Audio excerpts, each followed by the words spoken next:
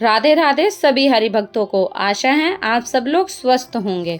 आज मैं आप लोगों के साथ शेयर करूंगी कार्तिक महात्म्य 3रा अध्याय।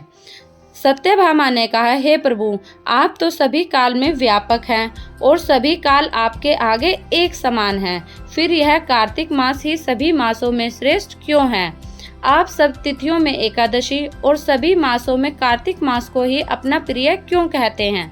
इसका कारण बताइए। भगवान श्री कृष्ण ने कहा, हे भामिनी, तुमने बहुत अच्छा प्रश्न किया है। मैं तुम्हारे इसका उत्तर देता हूँ, ध्यान पूर्वक सुनो। इसी प्रकार एक बार महाराज बेन के पुत्र राजा पृथु ने प्रश्न के उत्तर में देवऋषि नारद से प्रश्न किया था और जिसका उत्तर देते हुए नारद जी ने उसे कार्तिक मास की महिमा बताते हुए कहा, हे राजन, एक समय शंख नाम का एक राक्षस बहुत बलवान एवं अत्याचारी हो गया था।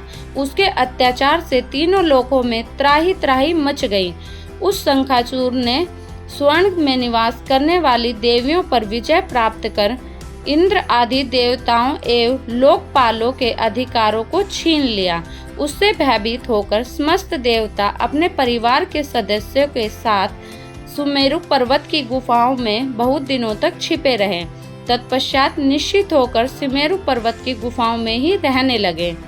उधर जब शंखासुर को इस बात का पता चला कि देवता आनंद पूर्वक सुमेरु पर्वत की गुफाओं में निवास कर रहे हैं, तो उसने सोचा कि ऐसा कोई दिव्य शक्ति अवश्य है जिसके प्रभाव से अधिकारहीन यह देवता अभी भी बलवान है। सोचते सोचते वह इस निर्णय पर पहुंचा कि वेद मंत्रों के बल के कारण ही देवता बलवान हो रहे हैं। यदि इन्हें वेद छीन लिए जाएं तो बलहीन हो जाएंगे। ऐसा विचार कर शंखासुर ब्रह्मा जी के सत्यलोक से शीघ्र ही वेदों को हर लाए।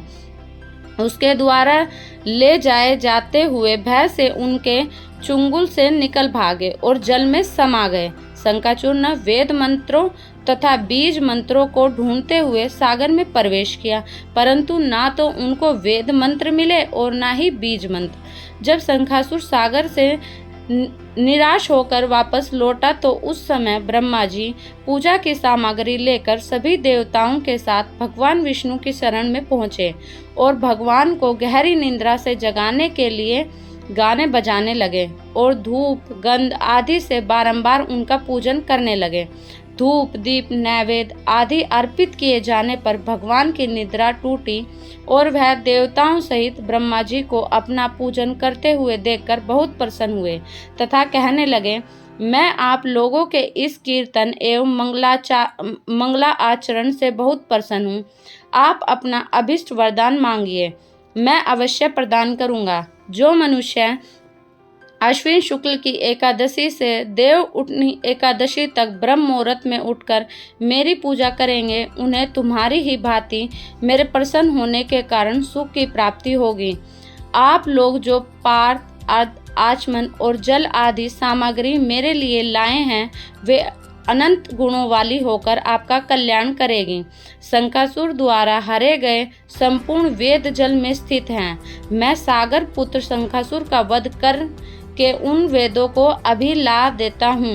आज से बीज मंत्र और वेदों सहित मैं प्रतिवर्ष कार्तिक मास में जल में विश्राम किया करूँगा। अब मैं मत्स्य का रूप धारण करके जल में जाता हूँ। तब सब देवता भी मुनीश्वरों सहित मेरे जल में आओ।